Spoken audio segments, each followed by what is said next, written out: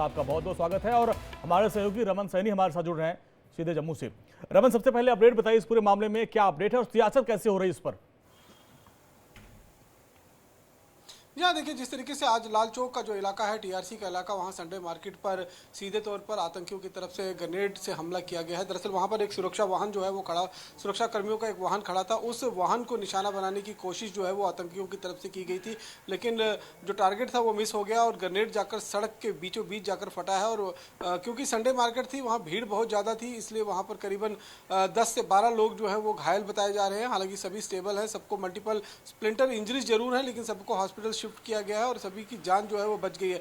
अब इसको लेकर अगर हम देखें कि कल भी श्रीनगर के खनियार इलाके के अंदर जिस तरीके से आतंकी उस्मान भाई को जो है वो मारा गया, ये 19 साल से ये आतंकी कश्मीर घाटी में ऑपरेट कर रहा था, लश्कर तोयबा का कमांडर था, पाकिस्तान का रहने वाला। और ऐसे आतंकवादी के साथ जब मुठभेड़ होती है तो इस मुठभेड़ में अगर फारूक अब्दुल्ला जैसे बड़े कद के लीडर जो दो बार यहाँ पर मुख्यमंत्री रह चुके हैं, वो अगर इस तरीके की बात करते हैं कि आतंकियों को जो है वो मारना नहीं चाहिए, उनसे पकड़कर पूछताछ करनी चाहिए, कहीं ना कहीं फारूक अब्दुल्ला जो है वो एक तरीके से केंद्र सरकार को घेरने की कोशिश कर रहे थे। क्योंकि इस समय जम्मू कश्मीर की अगर हम बात करें तो जम्मू कश्मीर यूटी है और यूटी में जो सरकार बनी है उसके पास लॉ एंड ऑर्डर यानी कि होम डिपार्टमेंट नहीं है, पुलिस का सारा कंट्रोल जो है वो खुद लेफ्टिनेंट गवर्नर के पास है। तो कहीं ना कहीं इसी बहाने फारूक अब्दुल्ला केंद्र सरकार को घेरना चाहते हैं और ये कोशिश उनकी तरफ से ये कोशिश थी कि ये बताने की कि कहीं ना कहीं सेंट्रल के माध्यम से केंद्र सरकार जम्मू कश्मीर की सरकार को डिस्टेबलाइज करने की कोशिश कर रही है। लेकिन वो कहीं ना कहीं अपनी ही बातों में फंसते हुए नजर आए। जिस तरीके से उन्होंने कहा कि जम्मू कश्मीर में जो आतंकी आ रहे हैं उनको मारना नहीं चाहिए, उनको पकड़कर उनके साथ पूछताछ होनी चाहिए ताकि ये पता लग सके कि वो कहां से आ रहे हैं। क्या फारूक अब्दुल्ला जब 2 बार जम्मू कश्मीर के मुख्यमंत्री रहे तो उन्हें नहीं मालूम है कि ये पीछे आतंकवाद जो जम्मू कश्मीर में पिछले 35 सालों से चल रहा है, इसके पीछे कौन है? इसके कई सबूत भारत सरकार ने, हिंदुस्तान ने जो है वो यूएन के प्लेटफॉर्म पर दिया है, पाकिस्तान को कई डोजियर सौंपे हैं, लेकिन पाकिस्तान कभी भी इस बात को लेकर मानता नहीं है। और फारूक अब्दुल्ला भी अगर उन्हीं की बोली बोलते हैं तो फिर ये इससे निंदनीय और कोई चीज जो है वो हो नहीं सकती है। निश्चित रूप में इस पर जो है अब सियासत जो है शुरू हो गई है। कांग्रेस भी इसमें कूद चुकी है। कल भारतीय जनता पार्टी ने भी इस पर स्पष्ट कहा था कि अगर फारूक अब्दुल्ला को मालूम है कि ये इनको सरेंडर कैसे कराया जा सकता है, कहां पर हथियार छुपे हुए हैं, तो वो केंद्रीय एजेंसीज की मदद करें, उनकी मदद से हम इनको पकड़ने की कोशिश करेंगे। आपको एक बार और यहाँ पर मैं बताना चाहता हूँ कि भारतीय सेना का जब भी कोई ऑपरेशन होता है तो एक स्टैंडर्ड प्रोसीजर होता है। जब भी किसी आतंकी को घेरा जाता है तो सबसे पहले उसे सरेंडर करने के लिए जो है वो मौका दिया जाता है, बाकायदा लाउड स्पीकर से अपील कराई जाती है। अगर वो कोई लोकल आतंकी होगा तो उसे उनके घर वालों को भी लाया जाता है, घर वालों से भी अपील करवाई जाती है कि आप सरेंडर कर दें। जब कोई चारा नहीं बचता है तब मजबूरी में हथियार, जब गोलियां उधर से चलना शुरू होती हैं तो जवाबी कार्रवाई जो है भारतीय सेना को भी करना पड़ती है। और ऐसे में आतंकी अगर मारे भी जाते हैं तो निश्चित रूप में जिस रास्ते को उन्होंने खुद चुना है उसका खामियाजा तो उनको भुगतना ही पड़ेगा। और ऐसे में ये कहना कि आतंकियों को पकड़कर पूछताछ करना, ये कहीं भी किसी के गले जो है। रमन, आपके पास आएंगे, सुशील सर के पास चलते हैं और उनसे समझेंगे कि इस तरह का जो ऑपरेशन होता है तो कितना मौका होता है कि लोगों को कहा जाए कि आप लोग आत्मसमर्पण करिए। सुशील सर, आप ऐसे बहुत सारे आपने ऑपरेशन किए होंगे, लेकिन अब फारूक अब्दुल्ला साहब कह रहे हैं कि भाई ऐसे आतंकवादियों को मारो मत, गिरफ्तार करो, जिसके बारे में अभी रमन हमारे संवाददाता बता रहे हैं कि 19 साल से यहां पर यह चैलेंज बना हुआ था सेना के लिए। अब फारूक अब्दुल्ला साहब कहते हैं ऐसे लोगों को पकड़ो, मारो मत। देखिए, फारूक अब्दुल्ला जी का जो मंतव्य है वो क्या कन्वे करना चाहते हैं कि उन्होंने जो बयान दिए हैं कि सेंट्रल जो एजेंसीज हैं वो उनको डिस्टेबलाइज कर रहे हैं, उनके बेटे की गवर्नमेंट को डिस्टेबलाइज कर रहे हैं। और उसका इनको साफ साफ मतलब है कि ये सब सेंटर स्पॉन्सर्ड है, राइट। अभी आप ये देखिए कि जहां तक हमारी एनकाउंटर का सवाल होता है, ये रमन जी बिल्कुल सही बोल रहे हैं जी। सिक्योरिटी फोर्सेस कभी भी किल के इरादे से नहीं आती हैं। हाँ। अभी आपने कल खनियार में देखा होगा, हमारे वहां पे चार जवान जख्मी हो गए थे जी। अगर एक आदमी आपके ऊपर गोली दाग रहा है उसको आप सरेंडर कैसे करा सकते हैं? तो ये सिर्फ कहने वाली बातें हैं अपनी जो। और फारूक साहब के बयानों में कभी आप ये उनको सीरियसली मत लीजिए, क्योंकि अभी उन्होंने जो पीछे बयान दिया है कि पाकिस्तान के साथ अभी भी वो बातचीत को एडवोकेट करते हैं, अभी भी after elected government has come in the power. और उनको ये पता है कि इसकी जो जिम्मेवारी है, क्योंकि होम डिपार्टमेंट जो है वो लेफ्टिनेंट गवर्नर के अंडर में है, डीजीपी जो है उनके नीचे काम करता है, तो वो अपना पल्ला झाड़ रहे हैं। और ये सही भी है कि जो रिस्पॉन्सिबिलिटी, अभी सवाल ये उठता है कि क्या वजह है कि जब से इलेक्टेड इलेक्टेड गवर्नमेंट जो है वो पावर में आई है, इतनी घटनाएं क्यों बढ़ी हैं? क्योंकि पिछले 12 दिन में या 10 दिन में देखिए आप 7 8 9 एनकाउंटर हो चुके हैं। सबसे पहले क्या हुआ था कि एपिसेंटर जो मिलिटेंसी का था that was limited in Kashmir valley only, then they shifted it to Jammu region, जिसमें आपने देखा चुनाव से पहले बहुत घटनाएं हुई थी। शुरुआत हुई थी पुंछ राजौरी से, और अभी उसके बाद क्या हुआ कि तकरीबन 3000 एडिशनल ट्रुप्स जम्मू रीजन में डिप्लॉय की गई, उसके साथ 500 कमांडो थे और उनके साथ 75 पोस्ट बनाई गई जिसके अंदर सीआरपीएफ, बीएसएफ और लोकल पुलिस थी उन एरियाज के अंदर जहां पे गैप एग्जिस्ट कर रहे थे और जो टेररिस्ट हैं ये आते जाते थे जी। अभी सबसे बड़ा सवाल है कि ये लोग हमारे घर के अंदर आके ये इतनी घटनाओं को अंजाम देते हैं, बहुत कम पकड़े जाते हैं और ये जाते कहाँ हैं और इनको सपोर्ट कौन कर रहा है? देखिए बड़ा क्लियर सा सॉल्यूशन है। मैं ये बता चुका हूं बड़े चैनल में कि देखिए सबसे पहले जो इन्फिल्ट्रेशन आपका होता है या एक्सफिल्ट्रेशन होता है वो एलओसी और आईबी। एलओसी जो है that is being manned by the army, IB is being manned by the BSF. तो हम एलओसी और आईबी को सील क्यों नहीं कर पा रहे हैं? उसके बाद मान लीजिए कि थोड़ी बहुत ही कमी रह जाती है, उस समय हमारे पास सेकंड टियर है जिसके अंदर आर्मी डिप्लॉयड है, काउंटर बीएसएफ डिप्लॉयड है, पुलिस डिप्लॉयड है जी। तो उस सेकंड टियर को भी चीर के वो निकल जाते हैं। और सबसे पहले आप ये मान के चलिए कि अगर 4-5 का ग्रुप आता है उनको एक सेफ हेवन चाहिए। वो सेफ हेवन कौन डिसाइड करता है? ये तो लोकल सपोर्टर्स है। इसमें आपके आ जाएंगे स्लीपर सेल, इसमें आपके ओजीडब्ल्यू आ जाएंगे, इसके अंदर आपके सिंपैथाइजर आ जाएंगे। हाँ। और वो सिंपैथाइजर जो गवर्नमेंट में काम कर रहे हैं। आपने देखा होगा पिछले कुछ दिनों में यहाँ पर लेफ्टिनेंट गवर्नर साहब ने इनको निकाला है, इनको सस्पेंड किया है, डिसमिस किया है, because these are the people who are pro Pakistan. और अभी मैं आपके साथ ये भी शेयर करना चाहता हूं कि कश्मीर में जब ये 90 के दशक से ये टेररिज्म शुरू हुआ है तो वहां पे जो पॉलिटिकल पार्टीज थी, लोग कहते थे कि militancy is a industry there. हाँ। तो अभी इंडस्ट्री के जो डायमेंशन है वो मैं नहीं कर पाऊंगा, but basic problem is why we are not able to take care of our own home. हम इतना एक शक्तिशाली देश हैं, पाकिस्तान एक छोटा सा देश है, he may be supported by the China and USA at the moment, but हम अपने घर को ऑर्डर क्यों नहीं कर पा रहे हैं? अपने लोगों की जान जिसकी जो जिम्मेवारी है वो हमारी सरकार की है कि लोगों की जान माल की रक्षा करें, वो नहीं कर पा रहे हैं हम लोग। तो जब तक ये स्ट्रेटेजी रिविजिट नहीं की जाएगी, और इजराइल से हमें बहुत कुछ सीखना पड़ेगा। एक छोटा सा देश है, कितने देशों के साथ लड़ रहा है, और हम यहाँ पे एक अपने घर के अंदर हम कहते हैं जी पाकिस्तान की बुखलाहट है। अरे वो बहुत बड़ी स्ट्रेटेजी के साथ काम कर रहा है। ISI is doing a great job. अभी हम अपने घर को ही संभाल नहीं पा रहे हैं, फिर हम कहते हैं जी उनको निंदनीय करते हैं। प्रेडिक्टेबल बिहेवियर होता है हमारे लीडर्स का भी कि हम उनकी निंदा करते हैं और अगली उनको हम सबक सिखाएंगे। ये पिछले 40 साल से लोग सुन के अभी थक गए हैं। सर रमन के पास चलते थोड़ा अपडेट लेते हैं। रमन देखिए, पठाने सर ने बहुत बड़ी बात कही कि हम लोग अपने घर को सेफ नहीं कर पा रहे हैं, और 90s के दौर को याद किया जब ऐसे ही अलगाववादी थे जो इन आतंकवादियों को समर्थन दिया करते थे। अब इस तरीके का बयान अगर वहां के सीनियर नेता देंगे तो ऐसे ही आतंकवादियों का मन बढ़ेगा।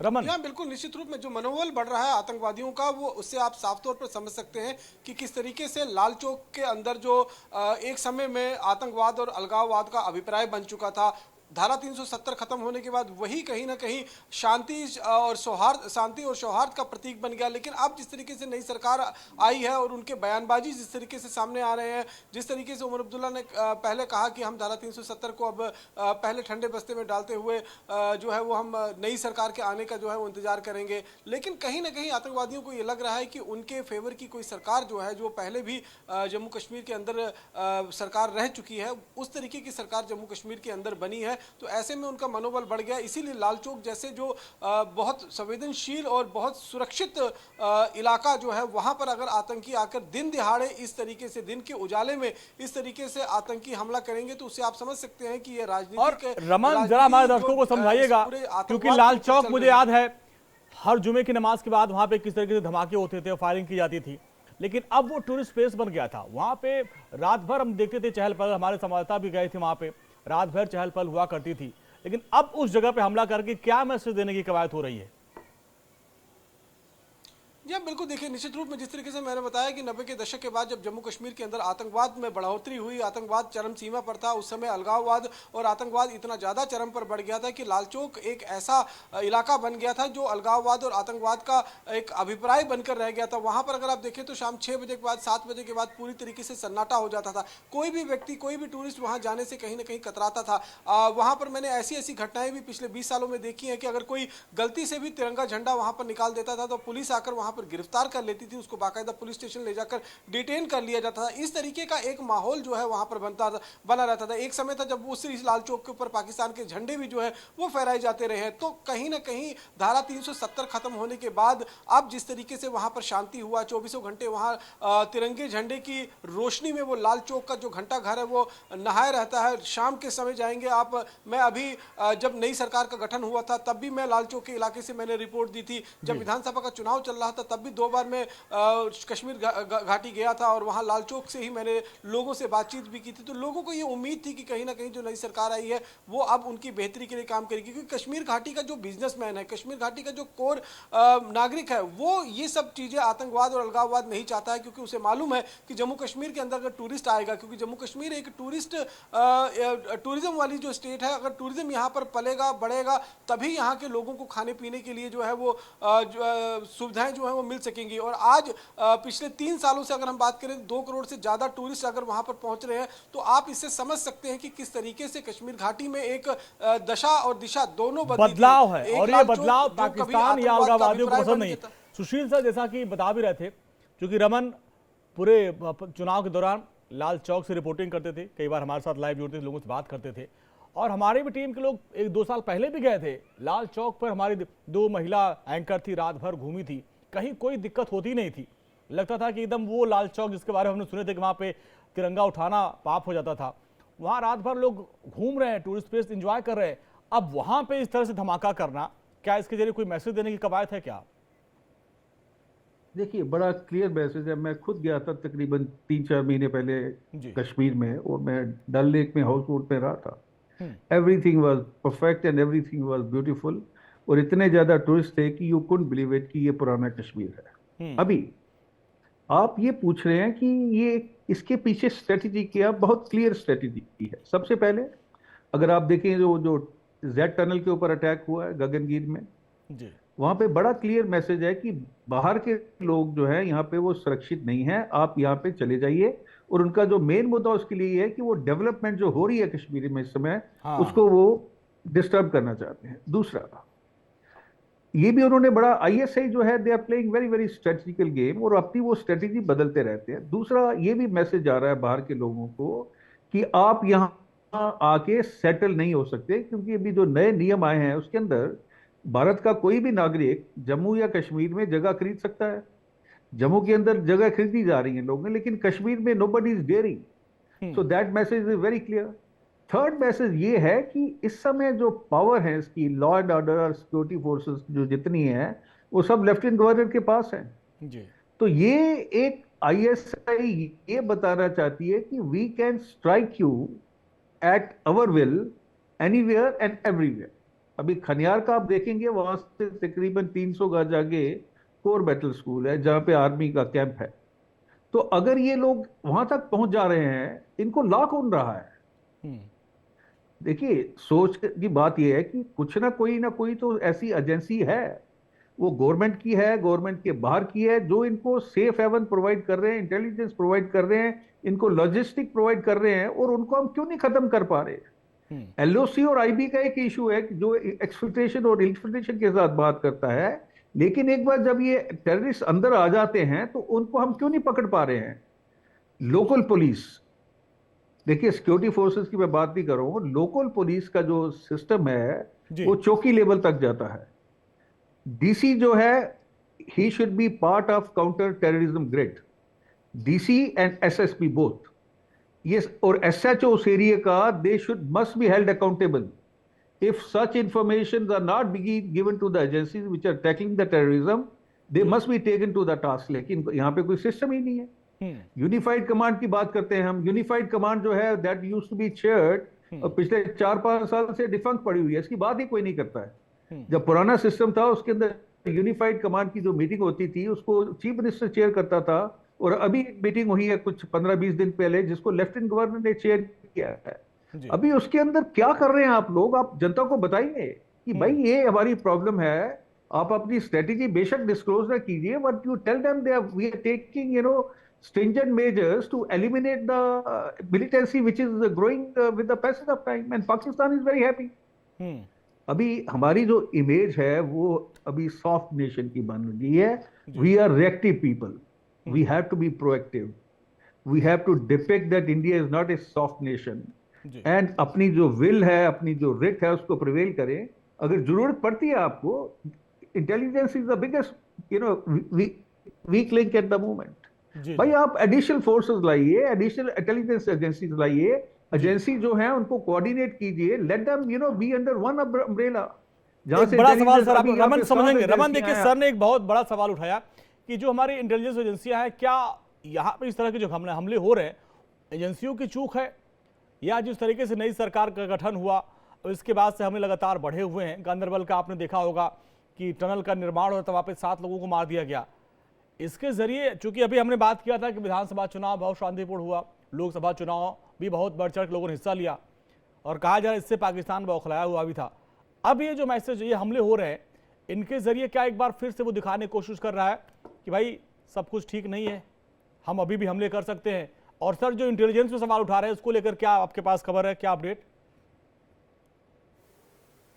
जी हाँ, बिल्कुल अंजनी, जिस तरीके से सुशील पठानिया जी बता रहे हैं कि इंटेलिजेंस की कहीं ना कहीं कोऑर्डिनेशन के बीच में कमी जरूर नज़र आ रही है जिसकी वजह से ये अटैक हो रहे हैं। दूसरी तरफ अगर हम देखें तो पाकिस्तान इस बात को लेकर बौखलाया हुआ, क्योंकि आपने देखा होगा कि 2024 की शुरुआत में ही किस तरीके से पाकिस्तान का जो पीओजे के पाकिस्तान ऑक्युपाइड जम्मू कश्मीर के इलाका है वहाँ पर किस तरीके का विद्रोह हुआ और वहाँ के लोग ये कह रहे थे, नारे लग रहे थे कि हम भारत के साथ मिलना चाहते हैं।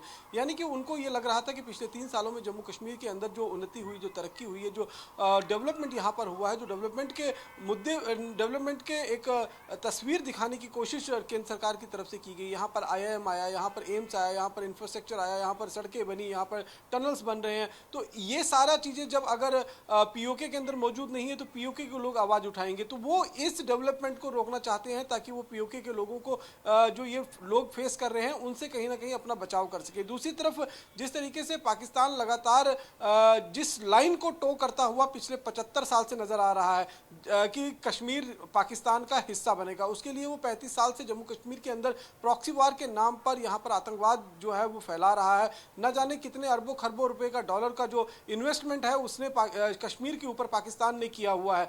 अब पाकिस्तान को ये लगता है कि अगर जम्मू कश्मीर के अंदर सब शांति हो जाती है, यहाँ पर तरक्की उन्नति हो जाती है और POK के लोग भी भारत के साथ शामिल होना चाहते हैं, तो ऐसे में उसके हाथ क्या लगा? वहाँ के लोग कहेंगे कि वहाँ के लोगों को जिस तरीके से गरीबी में रहने के लिए मजबूर किया गया, ये कहकर कि एक दिन कश्मीर हमारा हिस्सा बनेगा, इसके लिए हम इन्वेस्टमेंट कर रहे हैं, तो पिछले 75 साल का जो जवाब है वो पाकिस्तान की सरकार जो है वो पाकिस्तान की जनता को किस तरीके से देगी? तो उस चीज से बौखलाहट जो है वो कहीं ना कहीं पाकिस्तान की सरकार को नजर आ रही है। इसीलिए पाकिस्तान की ISI, पाकिस्तान की आर्मी ने जिस वक्त जम्मू कश्मीर के अंदर विधानसभा के चुनाव चल रहे थे, जिस समय ये सारी चीजें हम कह रहे थे कि यहाँ पर शांति हो चुकी है, हो सकता है कि पीछे वो उस समय का फायदा उठाकर यहाँ पर अपने आतंकी मॉड्यूल को और ज्यादा स्ट्रॉन्ग करने की कोशिश कर रहे हो, हथियारों को डंप करने की उनकी जो कोशिश हो वो उसमें लगे हो। तो ये सारी चीजें कहीं ना कहीं ग्राउंड पर जो है वो इंटेलिजेंस एजेंसीज के माध्यम से जो निकलकर सामने आनी चाहिए थी वो उस प्रकार से निकलकर सामने नहीं आई जिस प्रकार के से आनी चाहिए।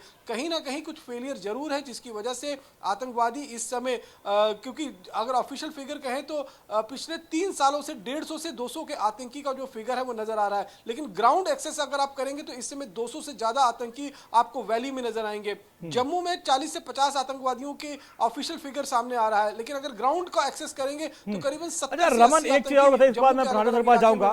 लोकल सपोर्ट जो पहले मिलता था, हमने आपकी रिपोर्ट में भी देखा था, पिछले कुछ महीनों से हमने देखा कि लोकल सपोर्ट अब इन आतंकवादियों को उतना नहीं मिलता है जितना आज के 10 साल पहले मिला करता था।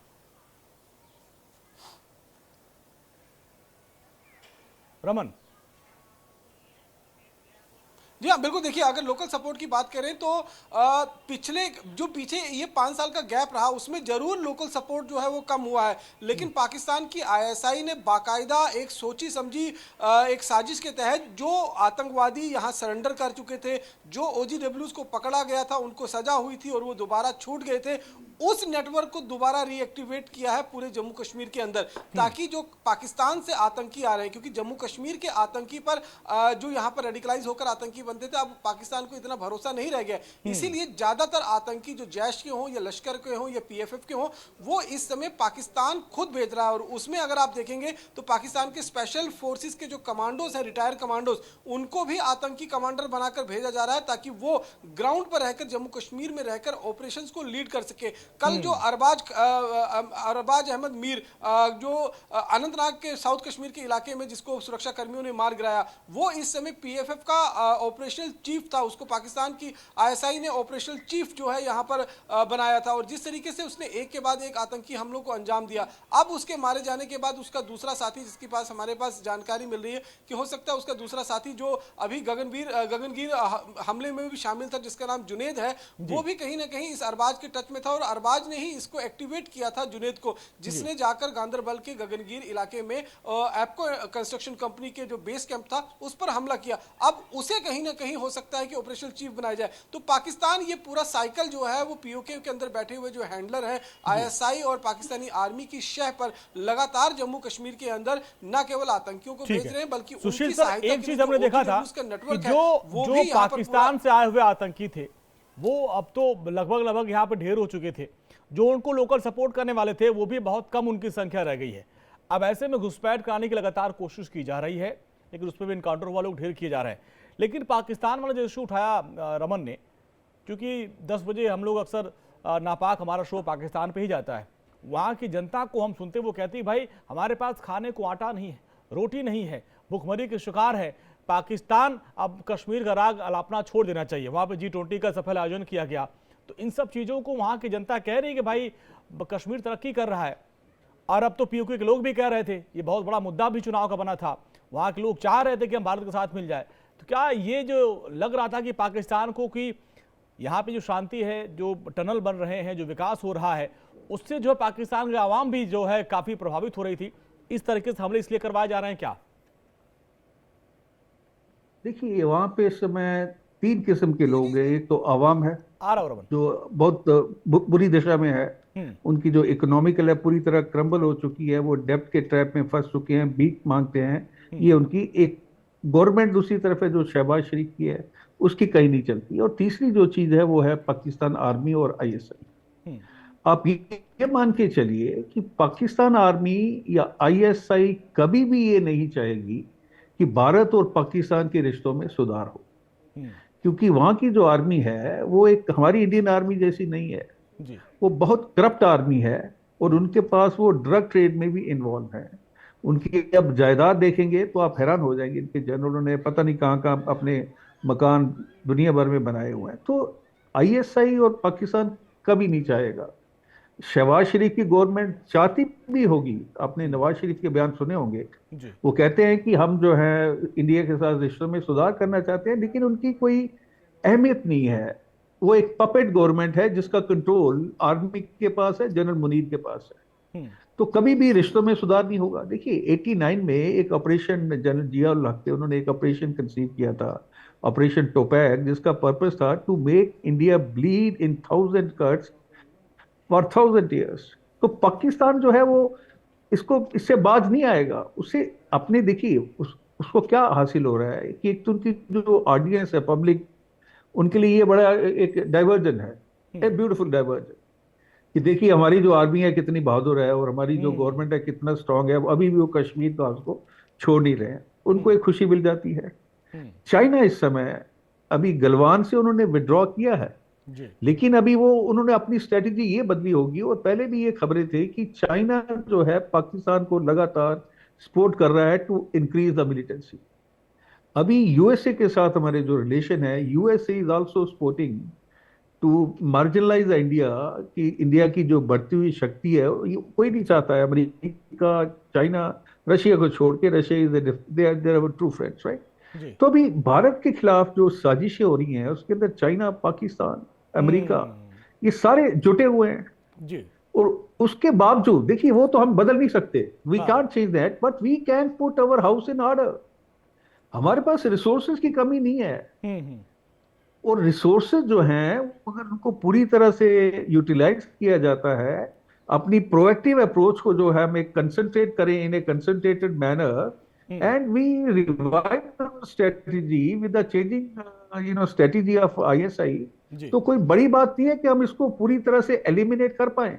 वो अभी हम्म। रमन जी ने बोला था, मैं आपको बता रहा हूं कि जिहाद के नाम पर ये जी। जो मुस्लिम कंट्रीज हैं, they are pouring lots of money into the Kashmir. जी। जी।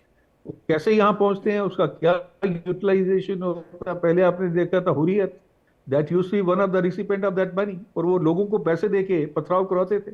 जी। जी। वो चीज अभी खत्म हो गई, और इसमें भी कोई शक नहीं है कि जब बीजेपी पावर में थी, हाँ। तो अगर आप मिलिटेंट रिलेटेड एक्टिविटीज को अगर आप उनका डाटा देखें तो बहुत कमी आई है। हाँ। लेकिन क्या फायदा उस कमी का कि एपी सेंटर जम्मू में शिफ्ट हो गया, उसके बाद लगातार ये जब से बहुत ये बड़ी बात है। गवर्नमेंट और पावर रमन में से आई सर है। हम पिछले 3-4 महीने से यही चर्चा कर रहे हैं कि अब श्रीनगर छोड़ के जम्मू में ज्यादातर ऐसे घटनाएं हो रहे हैं, चाहे वो राजौरी जो टूरिस्ट प्लेस बस पर हमला हुआ था रमन। लेकिन एक चीज ये भी होगा कि अभी जिस तरीके से चाहे मुख्यमंत्री का बयान हो या फिर उनके पिता का बयान हो या कांग्रेस के नेता का बयान हो, अब हम दिल्ली वाली जो नोक झोंक है वो जम्मू में देखेंगे क्या? कि भाई अभी अरविंद केजरीवाल कह भी रहे थे कि उमर साहब अगर आपको कोई दिक्कत हो तो मेरे पास बहुत अनुभव है एलजी से लड़ने का।